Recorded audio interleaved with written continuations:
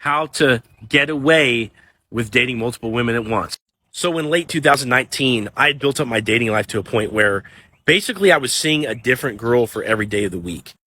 Now, not all of these girls had been in the mix for a long time. Some of them have been hanging around for a couple months. Some of them were new, but I literally had a different girl for every day of the week.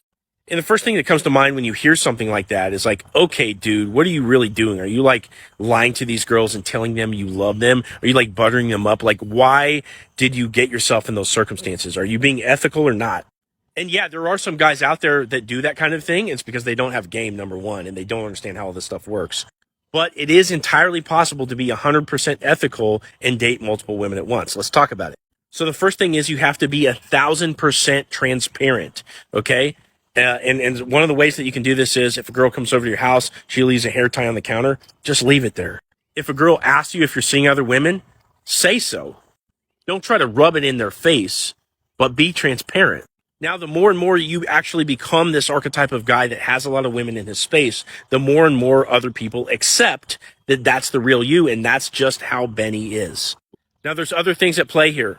The first and the biggest thing is you have to be of value to that girl. If you're not going to be her ultimate boyfriend, think about it. If I was dating 6 girls at a time, I could only be a boyfriend to one of them, right? So what was my value to those other girls? And while it is true that some of them were probably investigating me for a relationship, so there was potential boyfriend value there, the real value that I had to provide was that I was providing an experience of fun for these girls. So that way, anytime they knew they were going to hang out with Benny, that they were going to have a good time.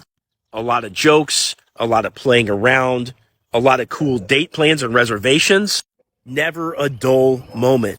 So provide an experience, provide value to these women. The last thing is offer your full presence to the girl. In other words, when she's talking, actively listen. Make the kind of eye contact that communicates that you're fully there with that woman. So if she knows that she has your full attention and you're fully there and present with her, she's not going to care if you're not going to be the guy that ultimately becomes her husband or not. She's still going to want to spend time with you. Think about it.